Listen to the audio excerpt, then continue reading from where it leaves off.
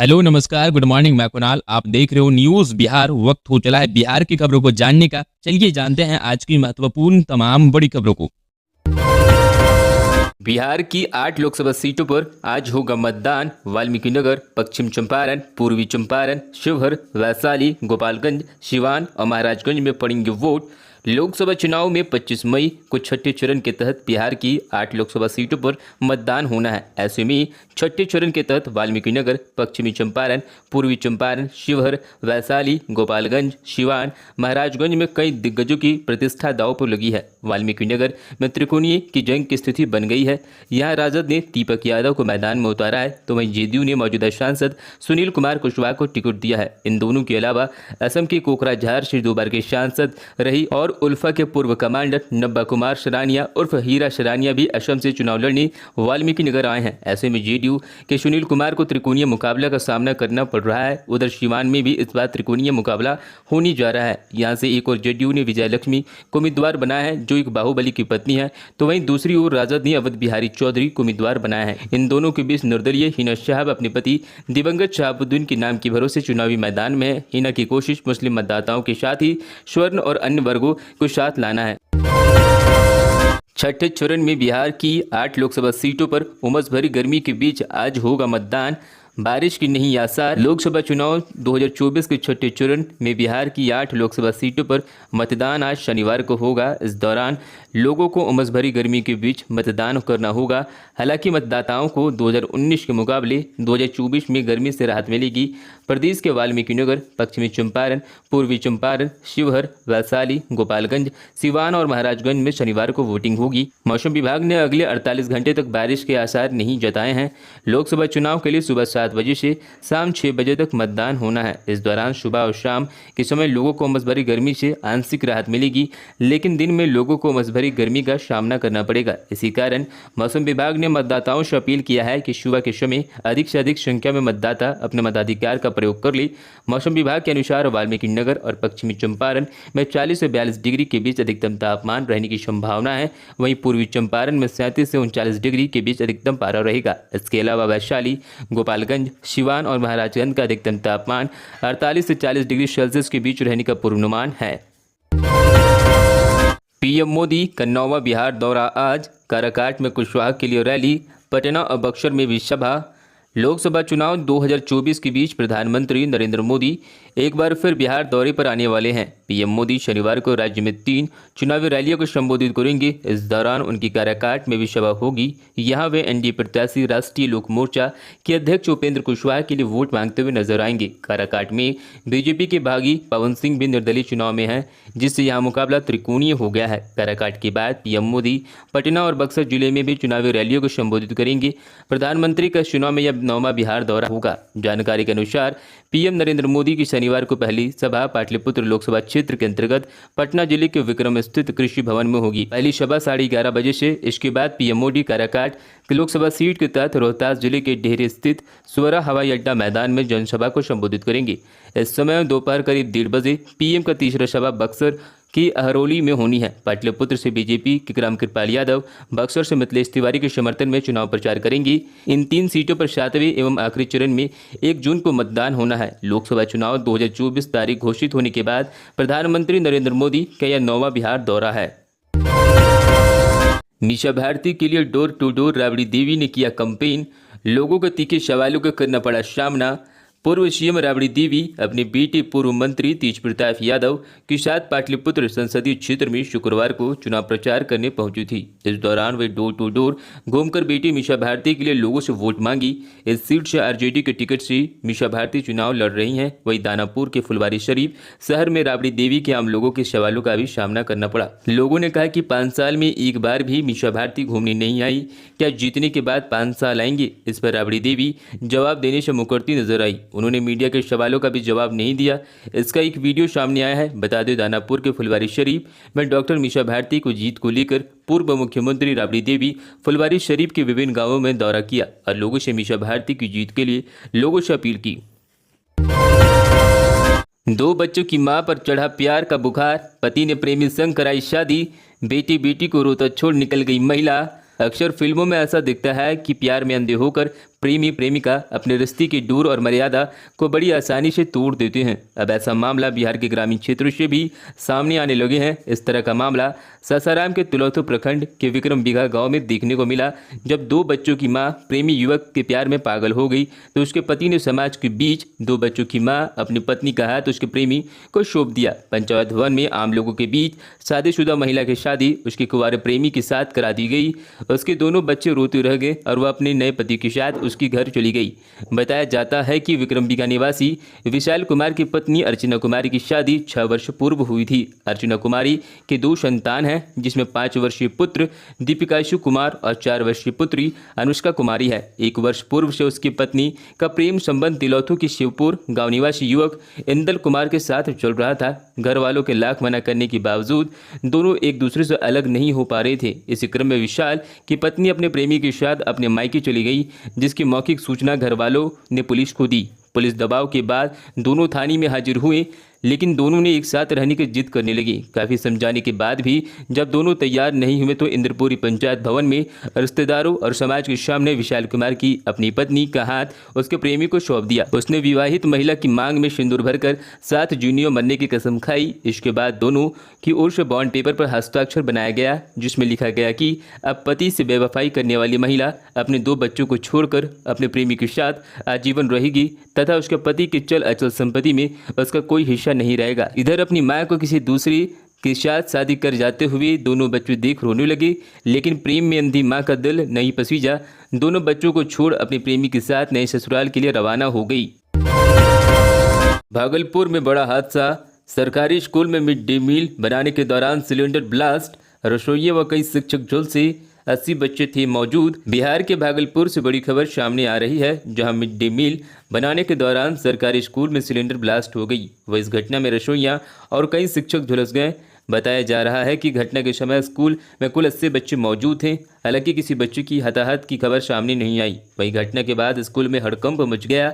मामला नवगछिया पुलिस जिला का है, जहां नवगछिया पुलिस जिला के प्राथमिक विद्यालय नासीटोला मदरौनी में शुक्रवार को बच्चों को मिड डे मील बनाते समय सिलेंडर ब्लास्ट हो गया। इस धमाके के दौरान स्कूल के रसोइया व प्रधान शिक्षक समेत अन्य सभी कुछ शिक्षक इसकी चपेट में पड़ गए। रसोइया व शिक्षक बुरी तरह से झुलस गए हैं। घायलों में headmaster Indrajit, assistant master Vipin Kumar और स्कूल के रसोइया सविता देवी शामिल है।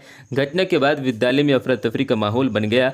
मामला रंगरा थाना क्षेत्र स्थित प्राथमिक विद्यालय नासिक टोला का है। फिलहाल अन्य शिक्षकों ने घायल को इलाज के लिए जवाहरलाल नेहरू मेडिकल कॉलेज अस्पताल भेज दिया। स्थानीय सूत्रों की माने तो स्कूल में खाना बनाने के दौरान गैस लीक हो गया था, जिसके बाद सिलेंडर ब्लास्ट हो गया। आप 400 पार सीटें दो, हम मुस्लिम आरक्षण रद्द कर देंगे, बिहार में बोले अमित शाह।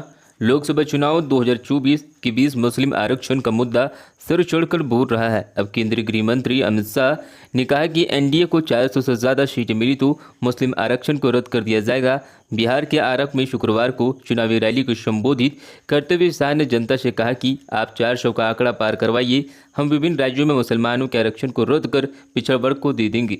इस दौरान उन्होंने राष्ट्रीय जनता दल आरजेडी और कांग्रेस पर भी जमकर हमला बोला। अमित शाह ने शुक्रवार को आरा के बीजेपी प्रत्याशी एवं केंद्रीय मंत्री आरके सिंह के समर्थन में चुनावी रैली को संबोधित किया। इस दौरान उन्होंने कहा कि जब तक प्रधानमंत्री नरेंद्र मोदी हैं तब तक हम दलित, आदिवासियों और पिछड़े वर्गों का आरक्षण किसी को छूने नहीं देंगे। उन्होंने आरोप लगाया कि लालू यादव, ममता बनर्जी पिछड़ा वर्ग का आरक्षण छीनना चाहते हैं। कर्नाटक में मुसलमानों को 5% आरक्षण दिया गया। हैदराबाद में मुस्लिमों को 4% रिजर्वेशन मिला। ममता बनर्जी ने 180 जातियों को आरक्षण से छोड़ दिया। एक दिन पहले ही कोलकाता हाईकोर्ट ने इस असंवैधानिक आरक्षण नियम पर रोक लगा दी। गृह मंत्री ने लालू यादव पर तीखा हमला बोलते हुए कहा कि आरजेडी ना तो ओबीसी के लिए कोई काम किया और ना ही अपनी जाति के लोगों के लिए कल्याण किया। बिहार की औरंगाबाद में मध्य भोजन योजना करने से 75 बच्चे बीमार। बिहार में औरंगाबाद जिले के रफीगंज प्रखंड में कासमा थाना क्षेत्र अंतर्गत राज्य के मध्य विद्यालय अर्थुआ में मध्य भोजन करने के बाद शुक्रवार को 75 बच्चे बीमार पड़ गए। विद्यालय में खाना खाने के बाद एक बच्चे बेहोश होकर गिरने लगे, जिससे अफरा तफरी मच गई। सभी का इलाज नजदीकी स्वास्थ्य केंद्र काशमा और रफीगंज में चल रहा है। घटना की सूचना मिलते ही अनुमंडल पुलिस पदाधिकारी अमित कुमार मौके पर पहुंची। उन्होंने बच्चों से मुलाकात की और दोषियों पर कड़ी कार्रवाई करने का आश्वासन दिया। हालांकि प्रशासन ने अब तक बीमार पड़ने वाले बच्चों के आंकड़ों की पुष्टि नहीं की है। अस्पताल के प्रभारी चिकित्सा पदाधिकारी डॉक्टर अरविंद कुमार सिंह ने बताया कि फूड पॉइजनिंग के कारण बच्चे बीमार पड़ गए। सभी बच्चों को उल्टी और दस्त की शिकायत थी। फिलहाल अभी बच्चों की स्थिति सामान्य बताई जा रही है। ग्रामीणों के मुताबिक मिड डे मील का जो खाना आता है उसमें छिपकली पाई गई। इस वजह से बच्चों की तबीयत खराब हुई। कुछ बच्चों ने खुद भी बताया कि उन्होंने खाने में छिपकली को देखी थी। नालंदा में पाउडर से बनती थी जहरीली शराब। पुलिस की छापेमारी के बाद मचा हड़कंप। नालंदा में चंडी थाना की पुलिस ने शुक्रवार की अहले सुबह गुप्त सूचना पर इलाके के नौली खंधा में छापेमारी कर भारी मात्रा में देशी शराब के साथ शराब बनाने वाले कई उपकरण को भी बरामद किया है। सबसे बड़ी बात यह है कि पाउडर से शराब से बनाई जाती थी।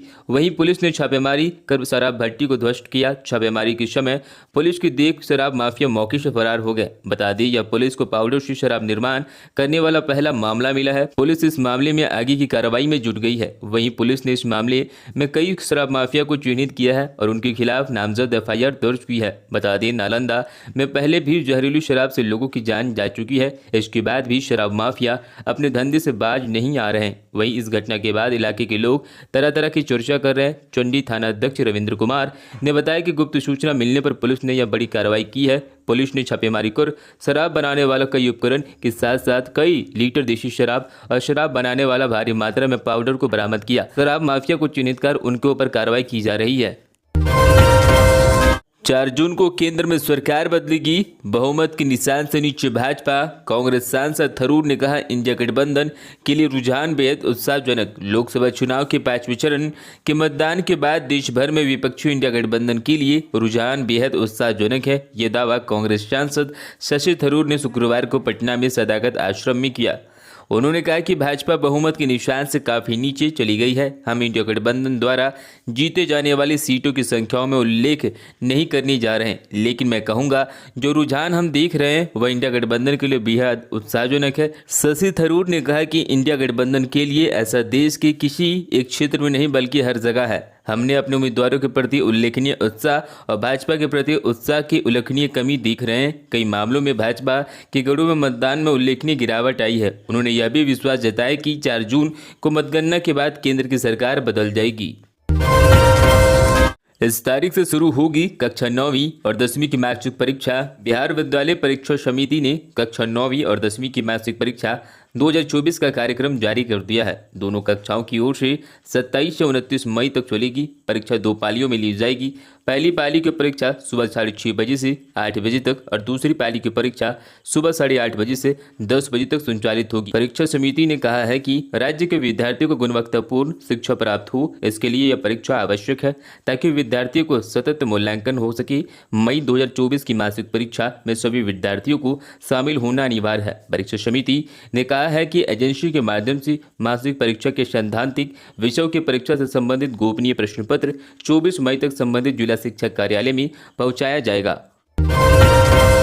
लू से बचाने के लिए बूथों पर पिलाई जाएगी यह दवा। महज 2 बूंद ही हीट स्ट्रोक पर सीधे करेगी वार। मतदान के दिन यदि तेज धूप हो तो उससे डरकर अपने अधिकार प्रयोग से वंचित रहने की जरूरत नहीं है। सिविल सर्जन की ओर से हर बूथ पर ORS घोल पिलाने का प्रबंध है तो राज्य आयुष समिति ने होम्योपैथी दवा ग्लूनोनियम 200 उपलब्ध कराई है। यह दवा हीट स्ट्रोक, पानी या लू के लक्षण दिखने में काफी प्रभावित होती है। राज्य आयुष समिति के नोडल पदाधिकारी वैद्य डॉक्टर धनंजय शर्मा ने बताया कि हर बूथ पर ग्लूनोनियम 200 दवा भिजवा दी गई है। सिविल सर्जन व राज्य आयुष समिति की टीम मतदान कर्मियों व मतदाताओं को लू से बचाव के लिए इस दवा की 2 बूंद देंगी। के पाठक की आदेशों के विरोध में उतरे शिक्षक। बिहार में सरकार के खिलाफ बड़ी आंदोलन की आहट। बिहार राज्य प्राथमिक शिक्षक संघ के आह्वान पर शुक्रवार 24 मई को सभी जिले के शिक्षक विरोध स्वरूप अपने बाह पर काली पट्टी बांधकर शिक्षण कार्य कर रहे हैं। यह विरोध शिक्षा विभाग के अपर मुख्य सचिव के पाठक के गलत आदेशों के खिलाफ किया जा रहा है। शिक्षकों का कहना है अगर ये आदेश वापस नहीं लिए गए तो विद्यालय में तालाबंदी की घोषणा की जाएगी।